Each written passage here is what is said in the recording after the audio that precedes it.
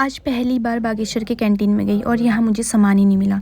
वो क्यों, चलो बताती हूँ आगे ब्लॉग में। तो हेलो गाइस, सब कैसे हो? उम्मीद करती हूँ आप सब अच्छे होंगे, मैं भी अच्छी हूँ। तो welcome back to Himani Mehta की न्यू मिनी ब्लॉग। मैं आ रखी थी अपने घर, तो फिर मम्मी और मैं जा रहे थे सुंदरदा की गाड़ी में बागेश्वर कैंटीन। तो आज मैं काफ़ी टाइम बाद बागेश्वर जा रही थी, तो चलते हैं। तो सुंदरदा ने बोला था कि 8 बजे रेडी हो जाना, और हम 8:30 बजे के बाद ही रोड में आए, तो 9 बज चुके थे हमें रोड में आने तक, इसलिए लेट हो गए थे। तो फिर जैसे हम कमेडी पहुँचे, देखा कि मेरी बुआ की बेटी पूजा दीदी और हमारे फूफा जी भी बागेश्वर आ रहे थे सुंदरदा की गाड़ी में। दीदी ने बताया कि उनकी तबीयत खराब है, इस वजह से वो उनको हॉस्पिटल जाना था बागेश्वर, इसलिए वो आ रही थी, उनके चेकअप वगैरह टेस्ट वगैरह करने थे। फिर टेढ़ी मेढ़ी रोड से होते हुए, ऊंचे नीचे पहाड़ों से होते हुए हम चल पड़े बागेश्वर की ओर। और आज हिमालय बहुत क्लियर दिख रहा था गाइस, क्योंकि मतलब थोड़े थोड़े बादल थे लेकिन साफ भी दिख रहा था और बहुत प्यारा व्यू आ रहा था हर जगह का। तो हल्द्वानी से बागेश्वर आने वाले व्लॉग में मैंने आप लोगों को ये वाला दिखाया ही था व्यू, कि आजकल यहाँ पे लेन रोड की तैयारी चल रही थी। तो मम्मी को भी नहीं पता था, क्योंकि मम्मी भी बहुत टाइम बाद आ रही थी यहाँ से, तो मम्मी भी एकदम शॉक्ड हो गई। और फिर पहुंच गए थे हम बागेश्वर, सभी सवारियां उतर गई थी,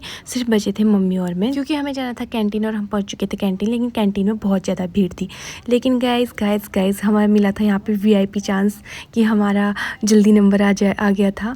एक्चुअली यहाँ पे ना मैनेजर बहुत अच्छे हैं, वो हमारी ताऊ जी हैं, तो हमने नंबर पहले ही लगवा दिया था, इस वजह से हमारा नंबर पहले आ गया था। लेकिन हमारी जो लिस्ट थी गाइस, वो लिस्ट में इतना सारा सामान लिखा था, वो लिस्ट पूरी हुई नहीं, मतलब सामान ही नहीं मिला यहाँ पे, क्योंकि हम लोग ना बहुत लेट में आए थे। एक्चुअली यहाँ पे सामान मुझे पता चला कि मंथ के स्टार्टिंग में आ जाती है, और हम लोग मंथ के मिड में टाइप में आए थे, तब सामान ख़त्म हो गया था। उसके बाद हम आ गए थे करंस में, मम्मी को लेके आई मैं करंस में। तो मम्मी ने तो कुछ खाया नहीं, मम्मी कह रही मुझे कुछ नहीं खाना, बस मम्मी को एक कॉफ़ी पिलाई मैंने, वो भी बड़ी ज़बरदस्ती पी मम्मी ने कॉफ़ी। और मैंने फ्रेंच फ्राइज़ और ब्लू लगून जो मेरा फेवरेट है, मैं हमेशा वही ऑर्डर करती हूँ। और फिर मंगाया मैंने मार्गरेटा चीज़ पिज़्ज़ा गाइस, मुझे ये भी बहुत पसंद है, और मेरे पास कोई ऑप्शन भी था पिज़्ज़ा में यहाँ पे। तो मम्मी से पूछ रही थी मैं कुछ खा लो, बट मम्मी कह रही नहीं मैं नहीं खा रही। उसके बाद फिर हम लोग आए सब्ज़ी लेने के लिए, मम्मी ने कुछ सब्जियाँ ली और कुछ फ्रूट्स भी लिए। तो हम लोगों ने फिर शॉपिंग वगैरह की यहाँ पे, और फिर हम आ गए थे घर को गाइस, और पहुँच चुके थे हम घर। तो ऊपर रोड से हमारा गाँव कितना सुंदर लगता है गाइस, देखो मतलब इतना सुंदर गाँव है ना हमारा। लेकिन फिर भी हमारे गाँव में ना मतलब बहुत ज़्यादा पलायन है, क्योंकि यहाँ से कुछ भी चीज़ों की सुविधा नहीं है ना, इस वजह से पलायन हो ही जाता है।